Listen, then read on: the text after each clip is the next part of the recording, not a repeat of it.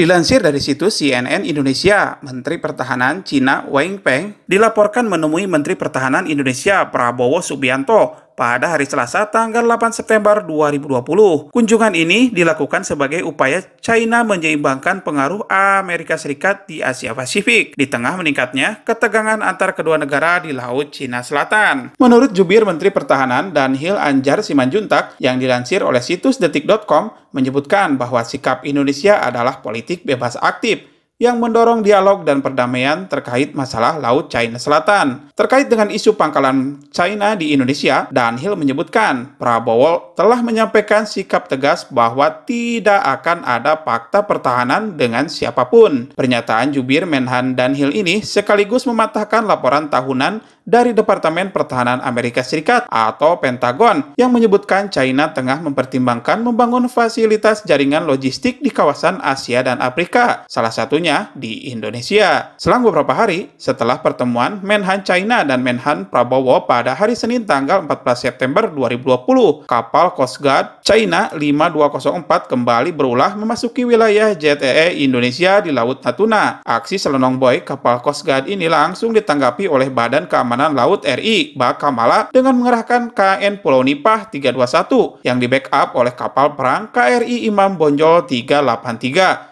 untuk mengusir kapal China tersebut dari perairan Indonesia. Aksi kapal Coast Guard Cina di wilayah perairan Indonesia tersebut langsung mendapatkan protes keras Indonesia melalui Kementerian Luar Negeri kepada Kedutaan Besar China di Jakarta. Situasi di Laut China Selatan makin memanas akibat ulah China yang tidak mengakui wilayah zona ekonomi eksklusif Indonesia yang sudah diratifikasi Konvensi PBB tentang hukum laut atau UNCLOS. Bukan hanya Indonesia yang terusik akibat ulah China ini, tapi hampir sebagian besar negara ASEAN yang memiliki wilayah laut di kawasan LCS merasa terusik oleh ulah China ini. Negara-negara ASEAN mulai memusatkan kekuatan militernya di wilayah perbatasan untuk menghadapi berbagai kemungkinan jika sampai terjadi konflik terbuka dengan China. Indonesia juga menumpuk berbagai kekuatan baik matra laut, darat, dan udara di Pulau Natuna. Untuk menambah deteran kekuatan, Indonesia terus berburu berbagai macam alutsista canggih dari luar. Kabar terbaru, Menteri Koordinator Bidang Kemaritiman dan Investasi Jenderal TNI Purnawirawan Luhut Binsar Panjaitan dalam pertemuannya dengan Acting Under Secretary of Defense for Policy US Department of Defense James Anderson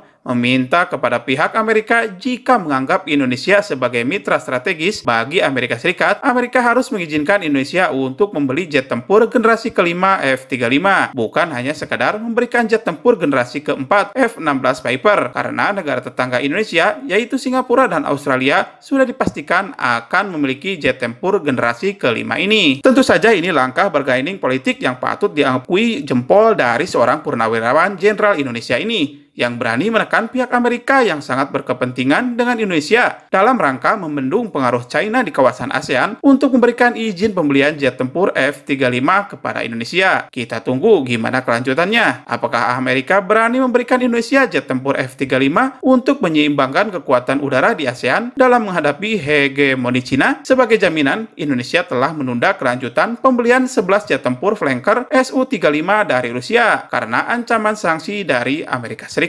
Jika Amerika Serikat butuh kami dan melarang kami memiliki jet tempur Su-35 dari Rusia, Amerika harus memberikan kami jet tempur generasi kelima sebagai penggantinya. Bagaimana menurut sahabat? Silahkan tuliskan pendapat sahabat di kolom komentar video ini. Sampai berjumpa lagi di video-video menarik lainnya hanya di channel YouTube Sahabat 62.